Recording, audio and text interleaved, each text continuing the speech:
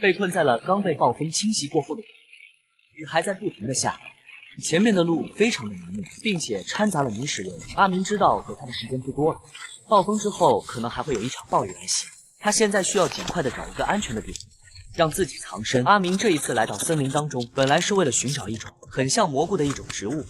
这种植物具有很高的营养价值，但是令阿明没有想到的是，刚进入雨林就刮起了风。令他更没有想到的是，这场风暴竟然席卷了整个雨林。没有办法的，他现在没法继续前行，手机也失去了信号，他只能在雨林当中建造一个安全屋。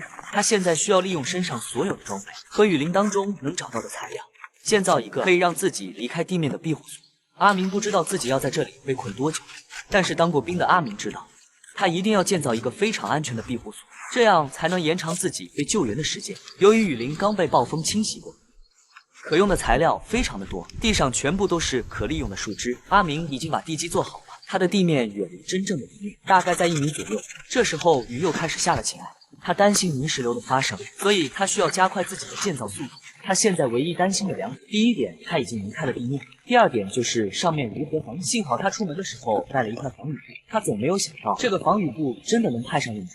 防雨布在户外是常见的工具，他现在把这个防雨放在了自己的庇护所上面，但是有一个问题，因为他来的时候知道雨林遭受到了飓风，如果说再次刮起大风，他的防雨布一定会被吹飞，所以他现在需要一些材料把防雨布全部盖上。这种潮湿的雨林当中会有很多的苔藓，阿明找来了很多的苔藓，把这些苔藓放在了自己的庇护所上面。苔藓具有很好的保温性，并且苔藓的重量可以完全让自己的屋顶不被吹飞。阿明认为，只要把苔藓放上去之后，他的这个庇护所一定是非常安全，并且是抗风的。你认为把苔藓放在庇护所的屋顶之后，这个庇护所可以经受住几级的大风吗？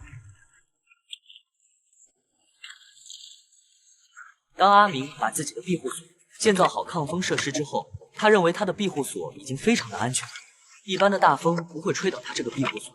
现在他要建造一个门，因为在这样的雨林当中，夜晚是非常危险的。阿明深刻的吸取了上一次的教训，在上一次的暴风雨当中，阿明在地面上建了一个庇护所，但是他没有装门。他没想到的是，夜里面醒来的时候，竟然有2只野猪在他的身边。